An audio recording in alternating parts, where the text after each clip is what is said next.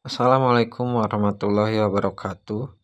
Selamat datang di channel kami dan terima kasih sudah klik video ini. Pada kesempatan kali ini saya akan sharing mengenai aplikasi pupuk dasar yang saya gunakan untuk menanam cabai sampai dengan tahap perapihan bedengan dan siap untuk dipasang mulsa. Tentunya aplikasi pupuk dasar ini dengan perlakuan menghindari perkembangan jamur penyebab busuk batang dan juga patek atau antraknosa. Berikut pembahasan selengkapnya.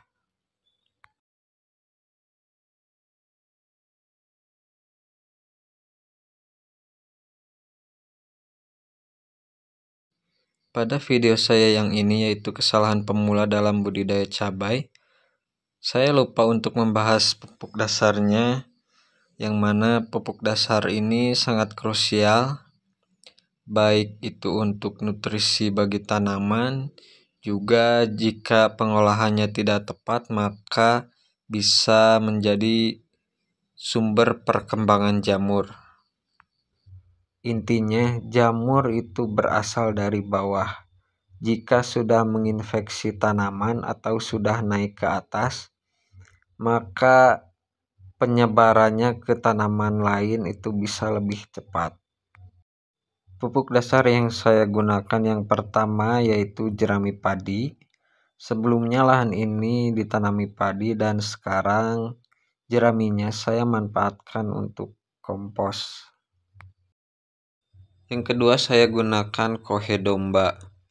Untuk lahan seluas sekitar 400 meter untuk tanaman cabai 665 pohon, saya gunakan 6 karung kohe domba. Satu karungnya sekitar 20-30 kilo, karena memang sebagian ada yang sudah kering sempurna, namun ada juga yang masih basah. Yang ketiga, untuk pupuk kimianya saya gunakan pupuk merek Vertipos dari Pak Tani. Pupuk Vertipos ini merupakan pupuk fosfat, meskipun pupuk kimia, tapi pupuk ini terbuat dari bahan-bahan organik. Untuk dosis yang saya gunakan pada lahan 400 meter bisa dibilang overdosis ya, sangat banyak.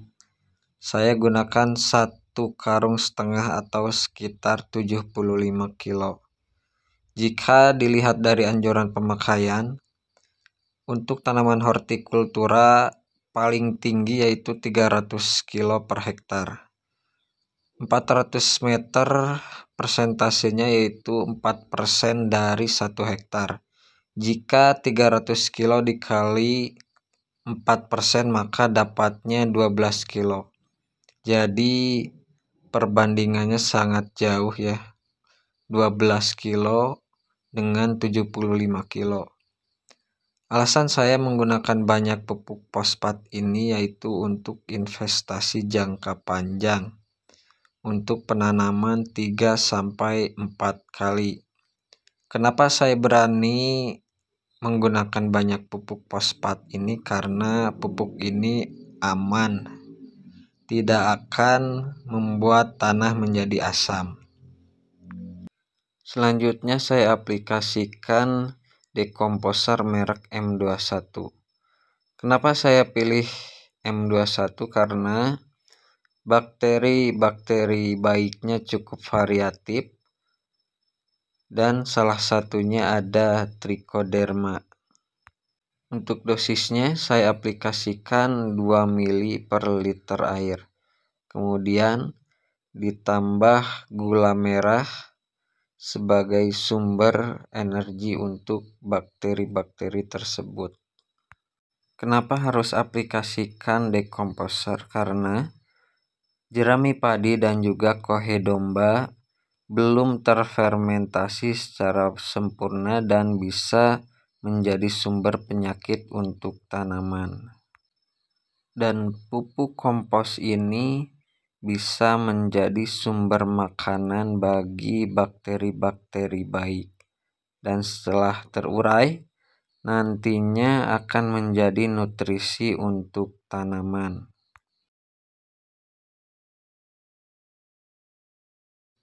Dan yang terakhir saya gunakan sekam bakar. Sekam bakar ini merupakan silika dan berfungsi sebagai penetral pH tanah. Jadi bisa sebagai alternatif kapur dolomit. Selain itu, sekam bakar juga bisa menyimpan air dan juga melepaskan air. Saat kemarau tidak terlalu kering dan saat hujan tidak terlalu lembab. Dan juga sifat silika merupakan media yang tidak disukai oleh jamur penyebab penyakit pada tanaman. Sebagai buktinya, jika rekan-rekan petani mendiamkan sekam bakar selama beberapa tahun, maka pada media sekam tidak akan terdapat ciri-ciri pertumbuhan jamur. Dosis yang saya gunakan pada lahan 400 meter ini yaitu 8 karung. Untuk satu karungnya sekitar 20 kilo. Cukup berat untuk ukuran sekam bakar karena terdapat kadar air karena setelah dibakar yaitu disiram. Dan inilah hasil akhirnya. Jadi yang paling bawah jerami padi, kemudian kohedomba, selanjutnya vertipos, setelah itu disiram oleh dekomposer, dan yang terakhir adalah sekam bakar. Untuk pupuk dasarnya tidak dirotari atau diaduk ya, karena jerami padi susah untuk dirotari. Jadi setelah selesai langsung ditutup tanah. Selanjutnya itu proses perapihan. Ini saya kerjakan untuk saluran air ya. Karena di bawah itu merupakan sawah dan air harus melewati lahan ini. Saya atur untuk drainase selancar mungkin agar tidak ada air yang menggenangi parit-parit pada lahan cabai.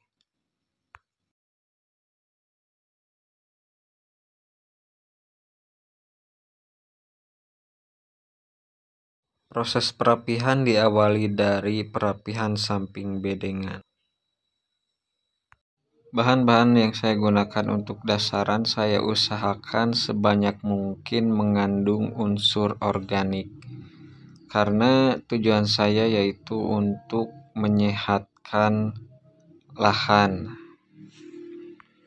Dan pupuk kimia yang saya gunakan juga terbuat dari bahan-bahan organik yang tidak akan membuat lahan menjadi asam.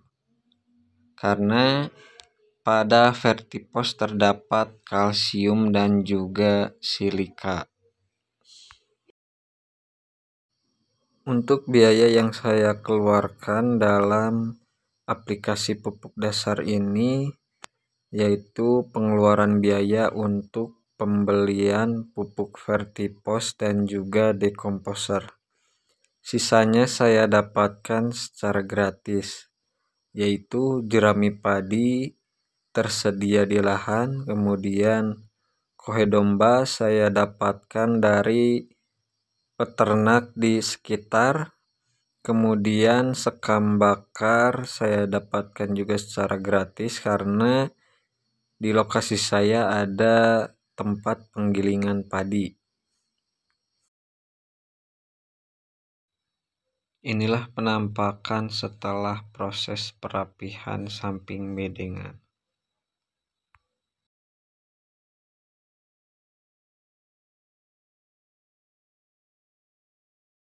Karena saya rasa bedengan masih belum cukup tinggi, jadi saya dalamkan lagi untuk paritnya. Selanjutnya perapihan atas bedengan. Atasan ini saya lakukan pemadatan agar nantinya tidak terjadi amblas atau penurunan tanah. Untuk tingginya, tinggi bedengan ini yaitu 40-50 cm.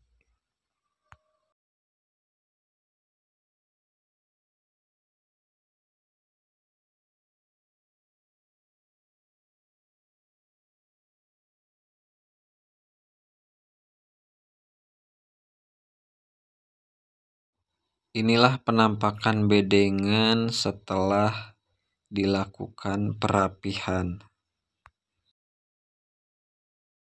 Karena pada saat pengambilan video ini musim kemarau, jadi sebelum dipasang mulsa tidak lupa untuk digenangi terlebih dahulu dan bedengannya disiram.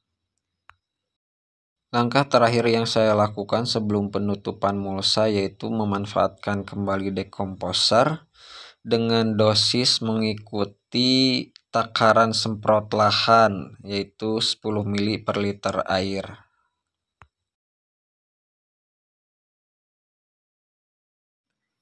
Inilah hasil dari persiapan lahan untuk menanam cabai. Langkah-langkah yang saya tempuh dalam persiapan lahan ini berdasarkan referensi-referensi yang saya dapatkan sampai saat ini. Untuk tingkat keberhasilannya, rekan-rekan petani bisa ikuti terus channel ini dan kita lihat nanti bagaimana hasilnya. Baik itu hasilnya memuaskan ataupun mengecewakan akan saya tampilkan, tapi mudah-mudahan persiapan lahan ini nantinya bisa menghasilkan tanaman yang memuaskan. Pada video selanjutnya, saya akan sharing mengenai persiapan sebelum tanam dan juga perawatan tanaman pada masa vegetatif atau masa pertumbuhan. Mungkin itu yang bisa saya sampaikan pada kesempatan kali ini. Bagi rekan-rekan petani yang ingin memberikan kritik ataupun saran, silahkan ketik di kolom komentar. Insya Allah kita bertemu lagi di video selanjutnya. Wassalamualaikum warahmatullahi wabarakatuh.